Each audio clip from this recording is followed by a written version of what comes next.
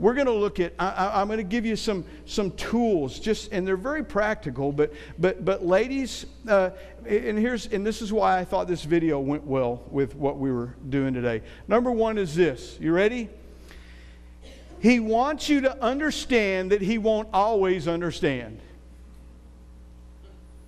He wants you to understand that he won't always understand. He just won't. I've been married to Lisa for almost 34 years now, and I'm just telling you, I'm either just completely stupid or I'm never going to figure out some things. I'm just not going to understand those things. So there are things that I do to minister to and to love my wife that I'm just clueless as to why that's so good for her, but it doesn't matter.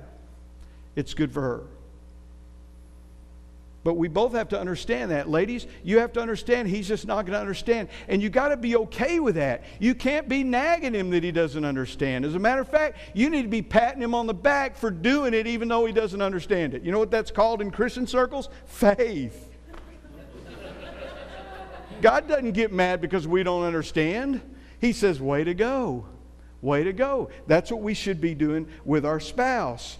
Don't get mad about it. Just realize you're not always going to completely understand. You just sometimes do the things you do because you do those things out of faith. Now,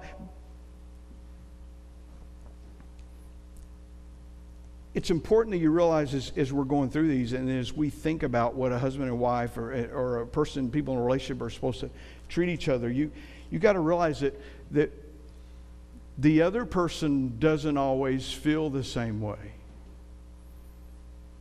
They don't.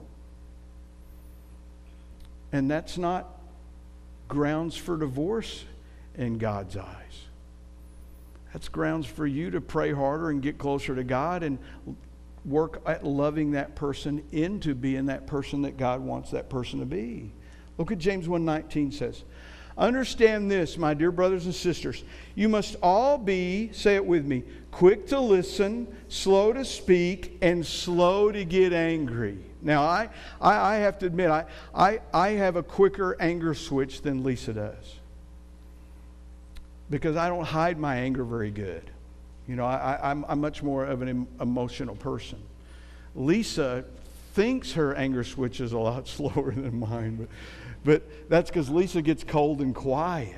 And oftentimes people who get cold and quiet don't think that they're being angry. But if you're, like we're talking about before, if you practice God's presence and keeping your spiritual antenna up, then what will happen is, and here's the cool thing about husbands and wives and even about close friends, if usually the person you're close to sees your bad emotion coming before you do. Now, I know nobody in this room's ever had a fight like this. Why are you mad? I'm not mad. What do you mean am I mad? I'm not, you know what I'm saying? Am I the only one that's ever had a fight like that? You know, we get insulted that you think we're mad. Look, just man up. If you're mad, you're mad. Admit you're mad. The problem with admitting you're mad is that you realize you got to do something about it. And it's not leave or hit. It's change. And it just helps us realize. So we got to understand that we're not always going to understand, and we got to be okay with that. And it's the same way with our faith.